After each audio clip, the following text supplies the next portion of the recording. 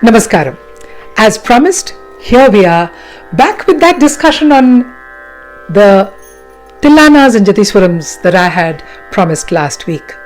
We have caught hold of Satish again and got him here to answer our questions. The idea, as I mentioned last time when we were presenting the Jathiswaram, was that as dancers, it has often been a question, at least in my mind and that of my students, when did these formats come around? Were they mentioned in books? Because we know where the compilations are. We know that there are compilations in several books from different people of Jathiswarams and Thillanas. But how did they originate? How did this? One can understand a padam, a varnam, even a javali, or the the melaprapti, purvarangam things coming up, because there was a sampradayam of presenting them in the temples. Yes. So therefore those existed. Let's start with the Jathiswaram. What do you know as a musician? And I may be putting you in the spot completely, but I'm happy to put you in the spot here. What are the earliest mention in any texts about the formation of a Jathiswaram? And that it will be laid out in this manner. Where did that come about? Namaskaram. Well, you actually do not find a mention of the term Jathiswaram in any Lakshana Grantha Saka, surprisingly. Okay. We do find mention of SWARA JATHIs in texts. Okay. Jathiswarams we find in books of Tanjore Quartet, who were 19th century composers, or composers who came later. But there is a school of thought that says that Jathiswarams were actually, some of the Jathiswarams were actually SWARA JATHIs that were stripped of their Sahityam. And that's how Jathiswarams came. Okay, but aren't SWARA JATHIs supposed to be much more elaborate than Yes. the Jathiswarams are? Yes. I mean, even if you strip them of the Sahityam, wouldn't just the musical layout be more elaborate? Actually, even in SWARA JATHI Saka, there is no particular format that has been followed. If you talk about the ancient, the primitive form of a SWARA JATHI, and Melatur Veerabhadraya is considered to be the SWARA JATHI Pitamaha, one who invented the format itself. Okay. So he was from which period? he was, I'm not sure about the time period, maybe around the 16th or the 17th century. Okay. Quite an old composer, and he was definitely a pre-Trinity composer. So the format of SWARA JATHI that we get from his compositions is somewhat very similar to the Padavarnams that we know of nowadays. That is what I mean. The SWARA JATHIs that we do in dance are in the format of the Padavarnams. So that format of SWARA JATHI is something that is similar to a Padavarnam, but with an Anubandham and with Sollukattu in the end, something like that to do with. But after that, when you talk about the period of Trinity, the format of a SWARA JATHI is different, because you do not have the format of a Padavarnam. You simply have a Pallavi and then you have the Swara Sahityams, like the Shama Shastri SWARA JATHIs we have, Amba Kamakshi. Like what? No, but you're talking about I'm saying even in when any of our viewers who've learnt Carnatic music will know that Raravenu is supposed to be a SWARA JATHI, right? Yes. And that is very, very basic. So it's not in the format of the SWARA JATHIs that we dance to. Yes. So I'm guessing that there are two different... More than two. No, what I'm saying is there are two different varieties that are both called SWARA JATHIs but actually have different intent. Exactly. So one is this very basic one like our Raravenu, and then there are the others like our the Usaini SWARA JATHI or the Kamboji SWARA JATHI that even we've danced too. Exactly. So in certain schools of dance, these SWARA JATHIs like Raravenu or even Samba Shivai in a way in Kamas are performed as Jathiswarams. They are stripped of their Sahityam and they are done as a Jathiswaram. Like do you know? Can you sing? Yes, for example, the Samba Shivai in a way, the famous SWARA JATHI in Kamas, which is taught to musicians in the beginning lessons after Geetams, say, is Samba Shivaya Nave Rajita Girisa. So a student is taught the Swaram and the Sahityam. Sa Sa Ni Da Pa Magama Gama Pa Da Ni Sa. This is the Pallavi. Now, when I sang for one of the dancers from this Rajarajeshwari school in Bombay, that dancer performed it as a Jatiswaram. Without the Sahityam? Without the Sahityam. Okay. The whole Swara, that is the Anupallavi, the Charanam and everything. Okay. So, that actually gave an idea. It is so possible that these Swara Jatis were converted into Jatiswarams, removed the Sahityam and then made into Jatiswarams. Okay. One more example of this is something that you find in the Kuchipudi repertoire, a Vasanta Jatiswaram, that you might have surely heard of Swapna Sundari Akka and many other dancers, which is a Vasanta Jatiswaram in Aditalam. First, I knew it as a Jatiswaram only, and it is announced as a Jatiswaram. So, Sani Dani Sani Damadani Sa Nisari Sani Damadani Sa. This is the Pallavi. Now, I was told that there is a Sahityam to it, part of which I do remember, and I am in the process of procuring that Sahityam from scholar and dancers Srimati Anupama Kailash from Andhra. Okay. So, part of the Sahityam is something like Sami Idhi Manchi Samaya Mura. So, that is that is a Sahityam for part of the Pallavi. I'm sorry for making you sing when you've just been unwell. That is the reason that we did not have Satish with us last week, because he was unwell.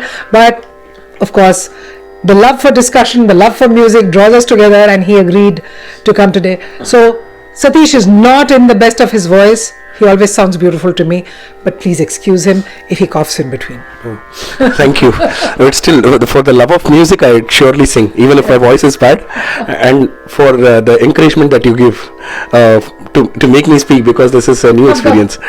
So this Sami Dimanchi Samemura is part of the Pallavi.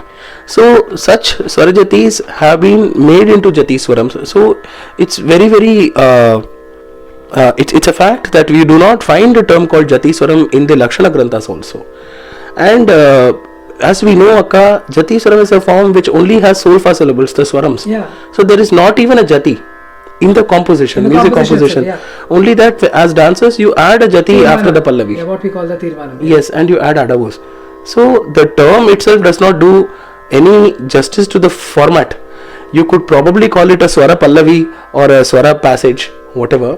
You could coin another term. Yes, like in Odissi they have the Pallavis. The Pallavis. That is similar to our Jatiswaram. Exactly. So one more school of thought is that Swara Pallavis are precursors to Jatiswarams, and we find this Swara Pallavi in the repertoire of Odissi as well as in the repertoire of Vilasini Natyam, and in Vilasini Natyam, of course, we find the Swara Pallavis and the Shabda Pallavis. That is one with mnemonics and one with Swarams, and probably a combination of both, where you only have the Pallavi and you do not have Anupallavi or Charanam.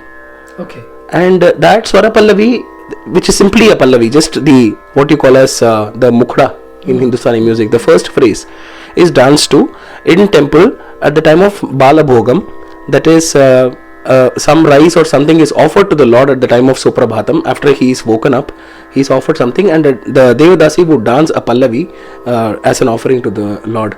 And this is supposed to be a precursor to Jatiswaram, according to Padma Bhushan Swapna Sundari ji.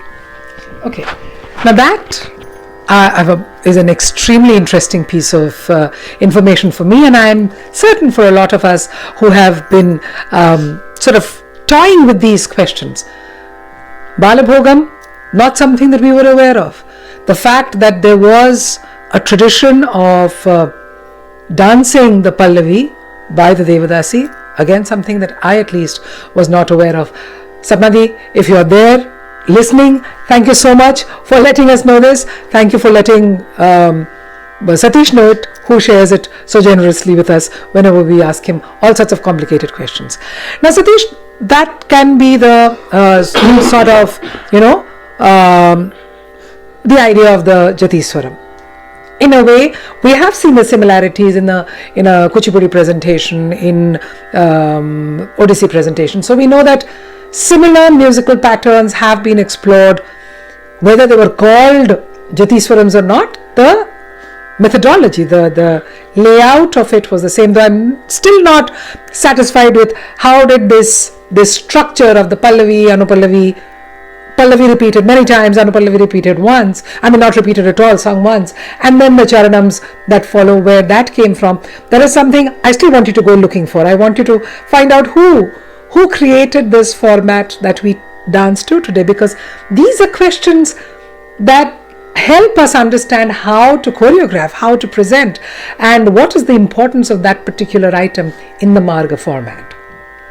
Talking of the Margam, we had this discussion some time back about the who laid out the Margam, right? Yes. And I know that in theory we keep telling our students, and we believe too, that the current format of the Margam was laid out by the Tanjore Quartet. They said that this comes after this and in this sequence, and if you have to present the complete ambit of the dance format, especially, at least I can speak for Bharatanatyam, this is the format that you follow.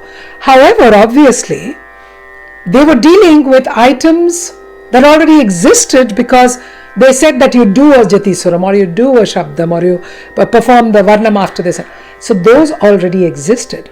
And that is what I think you were also saying, that pre the Tanjore Quartet also, the format existed. Would you tell us a little bit about that? Yes, of course, this is also an information that I got from Padma Bhushan Swapnasundari only. I really thank her for sharing all that knowledge when we had rehearsals with her, practice sessions with her for Vilasini Natyam. According to her, yes, these items, these genres of or the types of compositions like a Padavarnam or a Padam or a Javali or a Thillana or even Shabdams, and certain invocatory items, shlokas, churnikas, they all existed, and Devidasis used to dance to all this. So the Tanjore Quartet, as you rightly said, probably put them into a format, a sequence, and they actually, in fact, they contributed to the sequence. So according to her, the Margam was something that was already existent, and they contributed to the repertoire. They created more Padavarnams, they created certain compositions. They added content. Added content, and yes, they added Thillanas, they composed a lot of Thillanas. So it's not that they invented the Margam, as unfortunately many dancers and musicians think. I do come across certain discussions in televisions or in YouTube channels, or even in some normal discussions where people say that Tanjore Quartet are people who are supposed to have invented the concept of Margam itself, but that is not right. So many pre-Trinity composers have composed, so they have just added to the repertoire. Yeah, well, just to put that in context, I don't think that when the Margam is attributed to the Tanjore Quartet, it is actually so out of place. The fact is that the earlier, the Periyamelam or whatever was performed over various days, or over a number of days, and it could be that on different days different things were performed.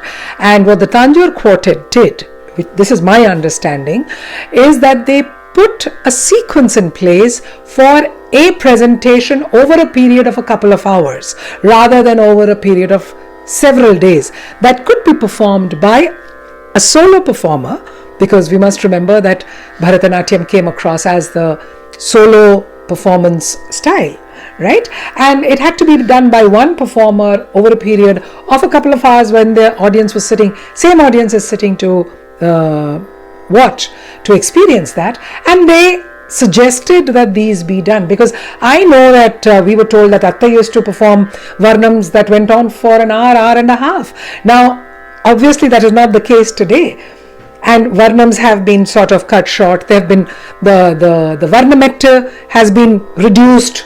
Like we have discussed so often, the singer's freedom has been curtailed to a great deal to suit the time format. And maybe that is what the primary contribution of the Tanjore Quartet has been, that they have given within a specified time frame what are the items and how you can place them in order, so that all of them are exhibited and that entire flavor is experienced by the audience within that time format. So I'm completely in agreement that all these formats must have existed, and there must have been a certain method in which even over 10 days or 15 days they were performed. They couldn't have suddenly been doing Thillana or a Tarangam in the beginning and then doing other stuff. Yes. Obviously they must have had a flow, but I think what these for probably for Ranga yes, Manch Pradarshana. yes, that for that Stage. particular Yes. presentation format. So it's good information to have, but don't go away thinking that we were wrong all these years. Maybe we've just increased our range of information to include the fact that they were not the creators of the Margam, but they were the ones who put the Margam in place in terms of, as Satish just said, the Ranga, well, not the Pravesham, but the Ranga Prastuti, Yeah. the performance, right? All right. So now tell us about the Thillana. Because as I said last time, the Jatiswaram and the Thillana technically have a lot of similarities. And if you look at the fact of Jati and Swaram, then actually the Thillana is closer to that format because it has Sholkat set to Ragam, and it really doesn't have any words other than the Sahityam, which is a dedicatory format. And that, why wasn't that called a Jatiswaram? You know, it is set to Sholkattu, it is only to pure notes after all. So a little bit of that. As we all know, of course, Thillana is an item that we usually do at the end of a dance concert or even in a music concert. That is a concluding item. Very, very beautiful, musically rich, rhythmically perfect with lot of laya intricacies, laya inputs in the form of mnemonics and solfa syllables set to a particular talam.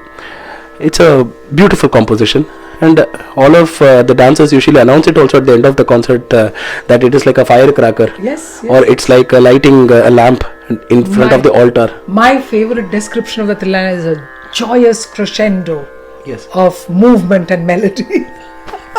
That is true. And in probably in similar words, that's how Balamma would also describe Thillana. That's how they would say. Yes. So, of course, a beautiful composition, but from whatever information I could gather online, is that it is supposed to be, I don't know if this is the right word, the website says that it's a corrupt version of what we call as Tarana in the North Indian music. I don't know if corrupt is the right word to use. No, corrupt is not the right It's word. the right word at all. Maybe they mean an apabhramsham. An apabhramsham, though the word upper itself means bad, but we've discussed this earlier, you and I, on how every dance format really. You have the Tarangam in Kuchipudi, you have the Tarana in Hindustan, in Kathak. In Odissi, what's it called? They also have Maybe a Tarana. Taranga. It is closer to the Tarangam. I'm so sorry, I completely forget the word right now, but they do have that. So technically, it exists in all the dance forms. So I'm assuming that it is a musical format that, because we all know that music predated dance, that's for sure. And we've taken our presentation formats from the musical formats. So there was this Tarana. Now, this is a question that I will pose to you then. If it is supposed to have come from Hindustani music, and I at least have not found Hindustani music so well documented as the Carnatic part of music has been. Okay. So are there mentions of Tarana in the Hindustani the musical traditions that are of the time frame that we are speaking of, that is pre-Trinity, say Narayana Tirtha time? Yes, Akka. So Amir Khusro, the wonderful musician who belonged to the 12th century, is supposed to be the inventor of the form itself, Tarana. Okay, all right. Then I close my question. Anything else that you can tell us about this? So the thing is, Amir Khusro, as I just mentioned, is supposed to be the inventor of the form Tarana, and he actually put the solfa syllables and mnemonics into wonderful patterns and combinations. He kind of even established the patterns, or what should come after what, and kind of invented the sequences in which it should be set, and he is supposed to have been matchless in creating such kind of compositions, which could be called as nirgeets also, because they do not have any words essentially, but they are full of solfa syllables and mnemonics only. What a beautiful term, nirgeetam. Nirgeet. Does that term exist in our Hindustani text? music? In Hindustani music, you have a form, kind of a composition called a nirgeet, where you do not have sahityam. Do we have anything similar in Carnatic music? Thillana. No, I mean, is there term for it? Like Nirgit. I don't think we have a term. I would have to research more on that. What a beautiful word. It's called Nirgit. So, but the mention of the word Thillana in Carnatic music is something that we do not find in any text as such. So that is why it is supposed to be an apabhramsham, as you rightly said, of the word Tarana. And the earliest Thillanas that we find in our music could be attributed to composers like Utakada Venkateswaran and Narayana Tirtha. There is a Thillana of Narayana Tirtha which is there in the manuscripts, and the raga is also mentioned as Kamas, which is done in Vilasini Natyam, and I am particularly making a mention of this composition because Narayana Tirtha was a pre-Trinity composer. So obviously the music is not existing, but I think it has been tuned by Swapna Sundariji and it's done in Vilasini. But we do Thillanas of Utakada Venkata Kavi, the music of which was so popularized by Nida Mangalam Krishnamurti Bhagavatar, who was considered to be a repository of so many items of Utakada Venkata Kavi, especially when you talk about Thillanas like the Kali and Nartana Prabhavam. And what date is that? Utakada Venkata Kavi, I think, was an 18th century composer. Yes, an 18th century composer. Again, a pre-Trinity composer. And his compositions have a lot of mnemonics. Shollukat. So they were Shollukatas that were actually just recited. They were not even in music. Like in the Kalinga Nartana Thillana, you have like Ta Kujanam Tarita, Ta Kujanam Tarita. So just in the form of a jati, it would be recited, but it is called as a Thillana. In another Thillana in the raga Suruti, you have the mnemonics in raga.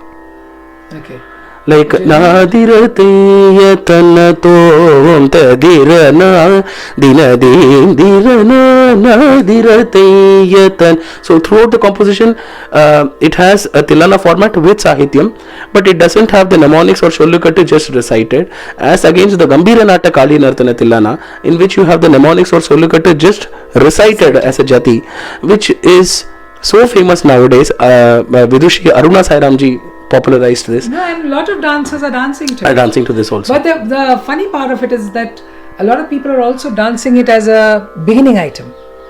Because the format is like that of a say a Mallari, or because it has the Sholkattu and it has the words. So it may be like a Kautvam. It is similar. So that is always something that I have wondered, why the format is that of a Kautvam and it is called a Thillana. I think it should not be danced as a first piece at all, because the Kautams are usually short mnemonics and short presentations, but this is quite a long piece, and if it is probably done as a standalone piece for say a particular competition or something, it is okay, but I think doing it as a beginning piece for a recital is something which is completely unsuitable.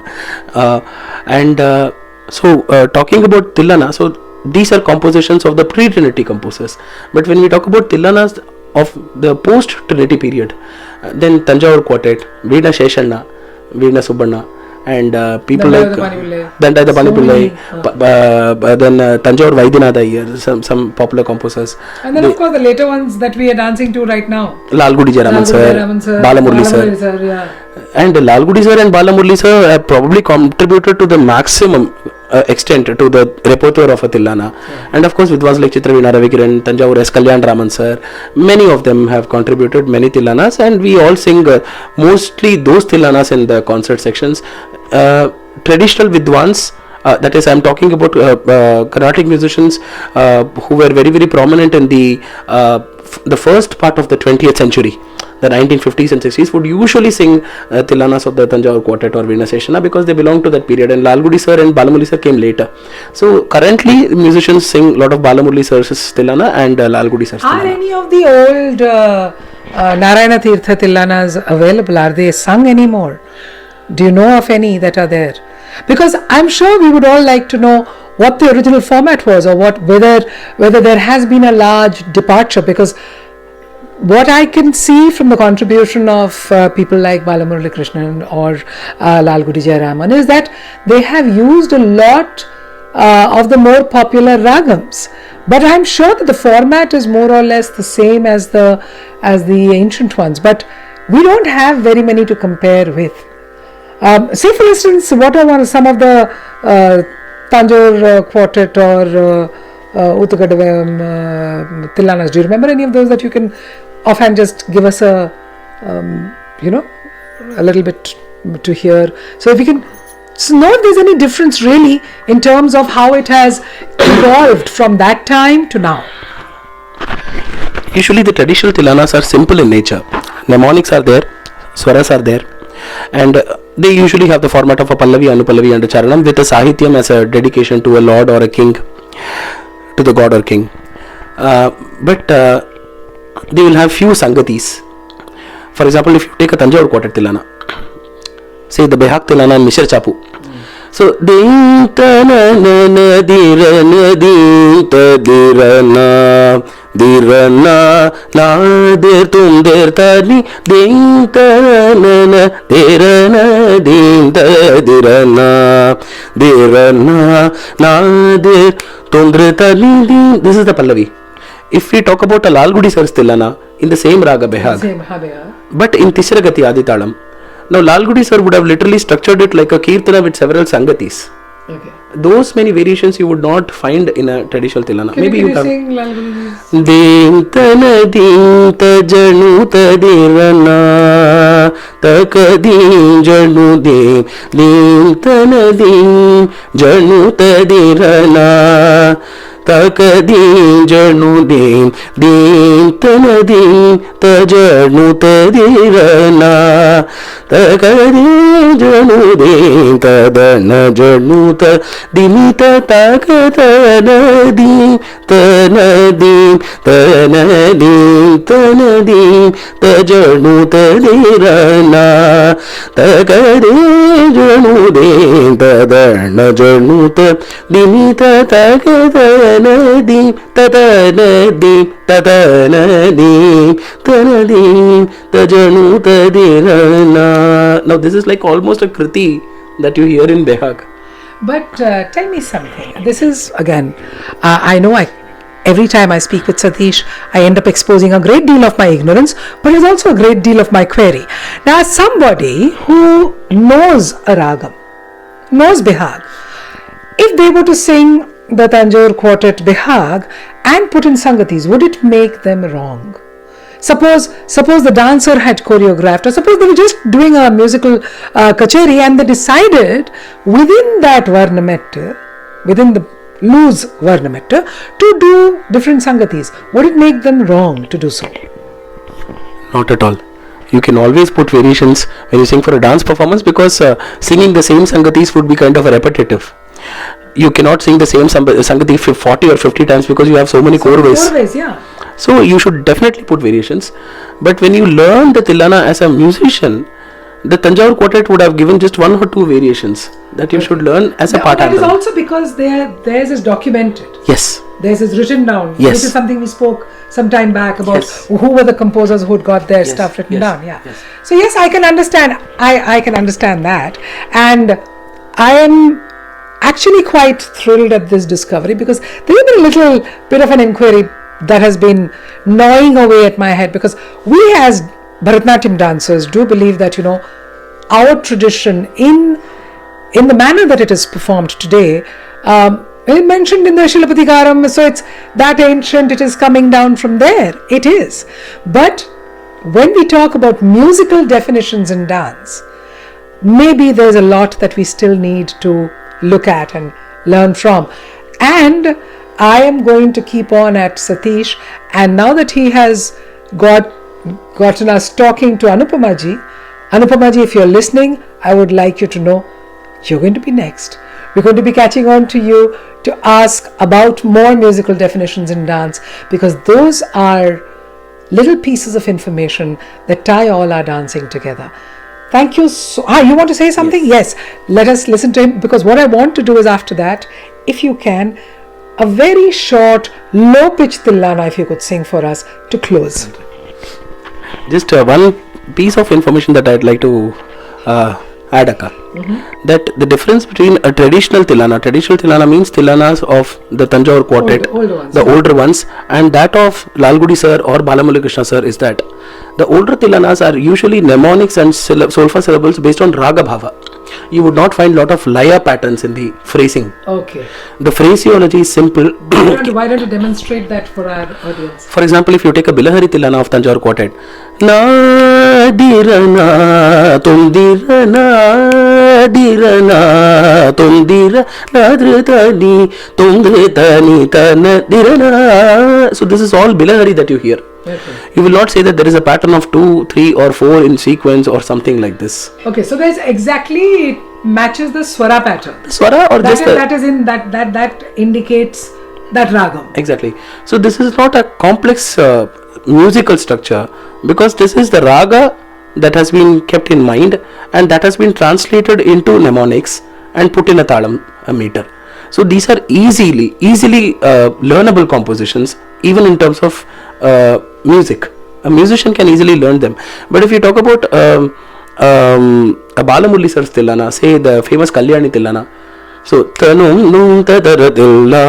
there is a particular intention of placing the mnemonics in certain way that there is a particular carvey, or there is a certain pattern, a laya pattern that is introduced. I'm not saying that the laya pattern is not there in a traditional Thillana, but there are well thought of patterns that are anugami to the ragam. Yes.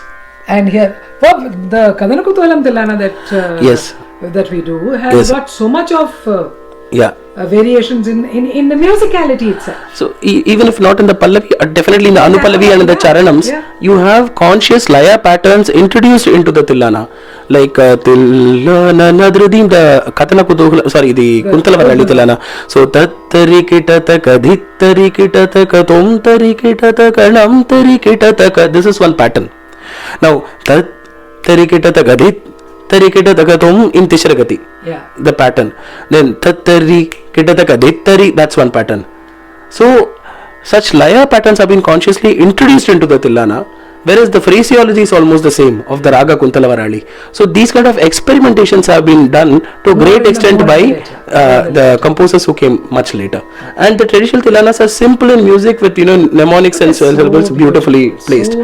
So that is also a reason that many dancers, many traditional if I may say so, traditional dancers or people who like that kind of traditional music would say that it is easy to compose a format for traditional Thillanas, because you can place your adavus easily. The cross patterns are easily they can be placed on a traditional Thillana, whereas the modern Thillanas already have such laya patterns that you cannot go very much against them. So you have to compose according to your nritta portions according to the musical structure. You were going to sing us something that was soft and low to close. Let's hold him to that. What Thillana should I sing? Okay, I am very fond of this Ananda Bhairavi Thillana of Tanjavur Shankara Iyer sir. He was a contemporary of my Guru Padma Mami's father and Guru O.V. Subramaniam sir. Tanjavur Shankara Iyer sir has composed very many beautiful pieces, and it's also very rare to find a Thillana in Khanda Chapu. Usually we find Thillanas in Misra Chapu, in Adi Talam. Of course they exist in very many Talams, but Khanda Chapu is usually a Tala which is rarely used. Little more rare. Excuse me. Ta dirana tana dirana di ta dirana tana dirana di dirana tillana ta dirana tana dirana di dirana tillana ta dirana tana dirana di dirana tillana ta dirana tana dirana di dirana tillana ta dirana tana dirana di dirana tillana ta dirana tana dirana di dirana tillana ta dirana tana dirana dirana dirana di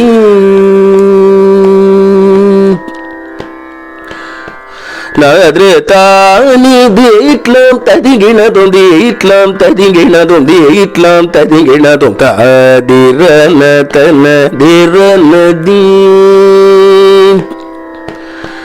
தயத்ரதானி தி இட்லாம் ததிங்கிணதொண்டே இட்லாம் ததிங்கிணதொண்டே இட்லாம் ததிங்கிணதொம் ததிரன தனதிரன தீரன தில்லன ததிரன தனதிரன திரன திரன தீ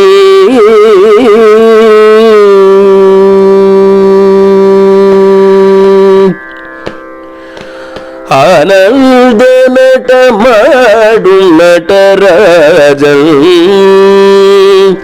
ஆனந்த நடமாடும் நடராஜன் சபேஷல் பொல்லம் பலதரசனை புகழ்ந்து பாடு ஆனந்த நடமாடும் நடராஜன் சபேஷல் பொன்னம் பலதரசனை புகழ்ந்து பாடு ஆனந்த நடமாடும் நடராஜன் சபேஷல் பொன்னம் பலதரசனை புகழ்ந்து பாடு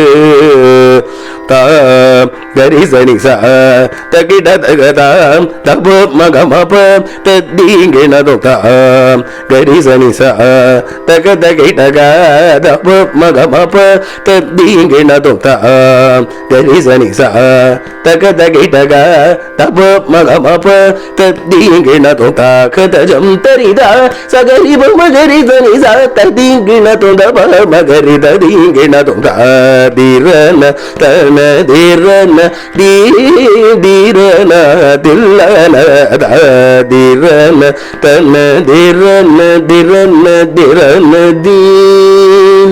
dirana dirana dirana dirana